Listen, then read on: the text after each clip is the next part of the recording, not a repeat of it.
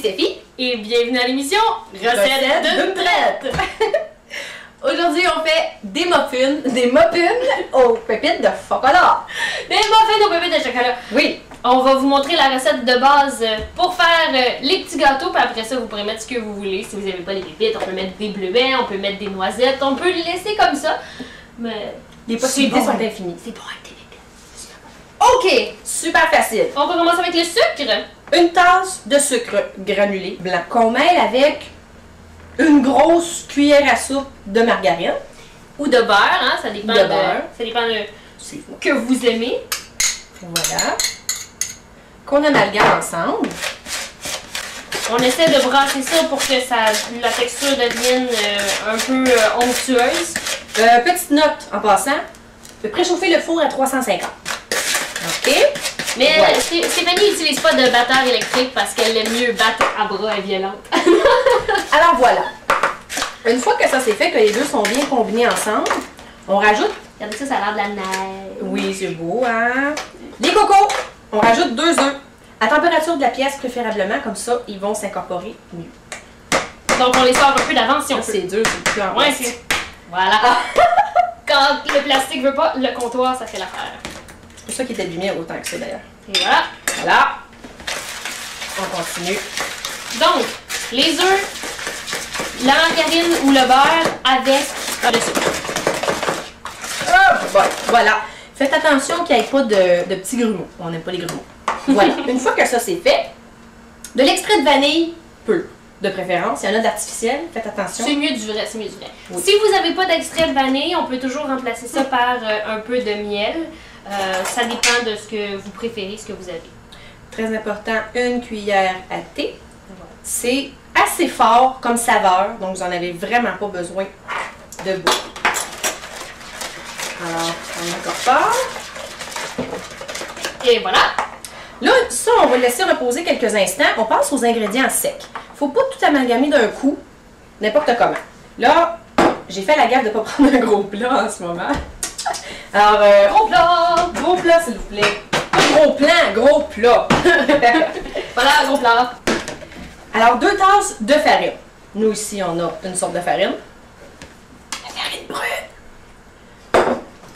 Puis une tasse de farine blanche. On aime bien mélanger farine non blanchie avec la farine blanche. C'est un petit peu plus nourrissant, ça nous tient plus longtemps. Donc, alors, 2 tasses de farine. 3 cuillerées à thé de poudre à pâte. Ça, c'est la poudre magique qui fait lever. Voilà. Sinon, vous pouvez mettre une cuillerée à thé de bicarbonate de soude. Bicarbonate de soude, voilà. La petite vase. C'est ça. Ça peut aussi faire l'affaire, mais de la poudre à pâte, c'est l'idéal. Pincée de sel. Pourquoi du sel dans un dessert bizarre? C'est pour faire ressortir les saveurs. Voilà. C'est ça pour nos ingrédients secs. Alors, on ramène les ingrédients humides. Et on va incorporer lentement le tout. Donc, moi j'y vais tranquillement. Là, j'ai des mains propres, on s'entend. Toujours se laver les mains avant de cuisiner, s'il vous plaît. Hygiène corporelle.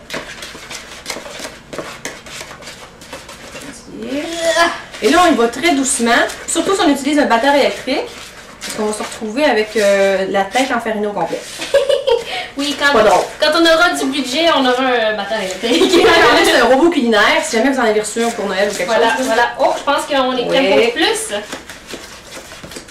Mon Dieu, cette émission va me rendre musclée. Quand même. Il serait temps. On y va vigoureusement. Là, c'est correct. Il faut que ça soit le plus homogène possible. On sait que c'est de la pâte, c'est dur. Parce que ça prend aussi du lait dans la recette. Oui, ça sent bien. Une tasse de lait. Nous, on a du lait 1%, mais ça peut être du lait 2%, 3%, 4%, 5%. Frais sorti de la bâche, pas de problème. Voilà. Doucement, voilà. Oui. Là, je dis une tasse, mais si jamais vous vous apercevez que c'est encore trop épais, rajoutez un peu de lait. Évidemment, plus vous allez rajouter de lait, plus votre mélange va être liquide. À ce moment-là, si vous mettez des pépites de chocolat dedans ou quelque chose comme ça, ça va caler au fond si le mélange est trop liquide. Ben, j'ai une autre suggestion aussi. À la place du lait, ça peut être une tasse de yogourt nature. Voilà. Ça les rend vraiment légers. Voilà. Alors, encore Un petit peu. Oh, tu peux y aller vigoureusement. Et voilà. Allègrement. De tout mon entrain. Je me suis fait arroser. Ah, que c'est beau, regardez-moi ça. On veut atteindre cette consistance-là. Ce qui est important dans la recette, c'est vraiment d'avoir les ingrédients secs et les ingrédients humides avec le sucre, là, Ouais. séparés, puis après les mettre ensemble. Alors, on veut ça comme ça. Pas de grumeaux, pas de mouton. On est prêt à ajouter les papettes ou fruits séchés ou tout ce que vous voudrez. Nous, on y va. Bleuets. Question que tous les muffins en aient équitablement. Alors, moi, je préfère travailler avec une cuillère à soupe comme ça. Ça va mieux. Alors, pendant que Stéphanie remplit, moi je vais manger. Faites attention, ça peut salir un peu. J'aime bien les petits moules à muffins, les petits moules en papier comme ça. Il y en a qui peuvent juste graisser le fond du moule ou mettre juste un vaporisateur à cuisine, mais moi, bon, je suis habituée comme ça. Un vaporisateur à cuisine. Ben, vous savez ce que je veux dire? Colle pas. Le genre de beurre push-push ou quelque chose comme ça, là. Oui, oui. Oui. Tu sais le dire, là. Ben oui. Bon. OK. Alors, toujours, c'est sûr que... On va tourner ça, ça va être... On est un petit peu loin de notre profit, sinon. Oh, c'est vu. Non, non, non, t'as rien vu. Alors, on termine de remplir nos petits moules comme ça. On met ça dans le fourneau pendant 20-25 minutes. Surveillez-les. Donc, on vous revient quand la cuisson va être presque complétée. Alors, four 350. Les muffins doivent être cuits, là. Voilà. Ça fait environ 25 minutes. Les gars, Les gars.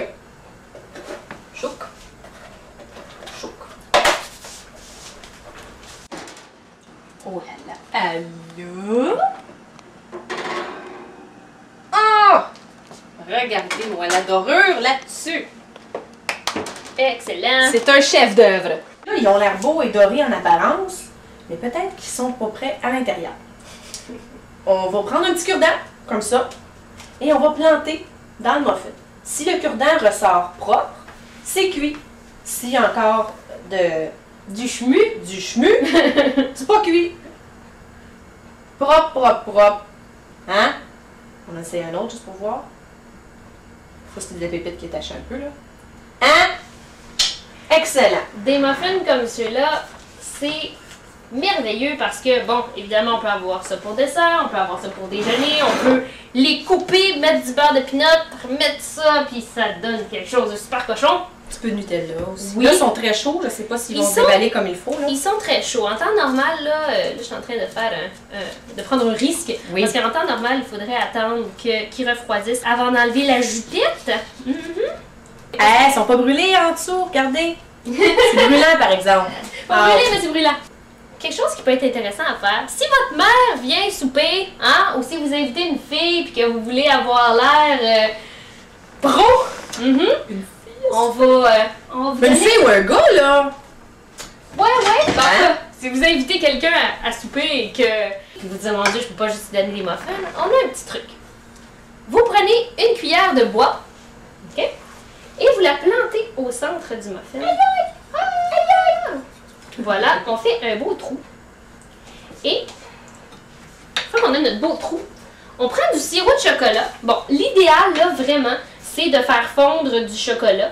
Mais sinon, on peut prendre une alternative du commerce. Et on remplit le trou jusqu'à temps que ça ressorte comme une espèce de volcan. Ça donne quelque chose de super luxueux.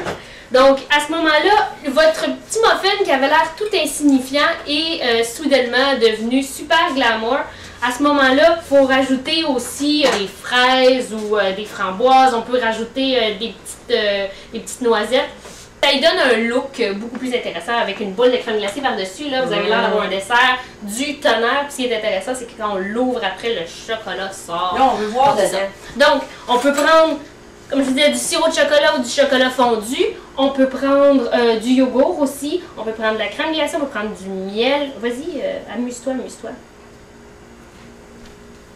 Et voilà. Donc, le chocolat imbibe et ça donne un dessert ultra cochon.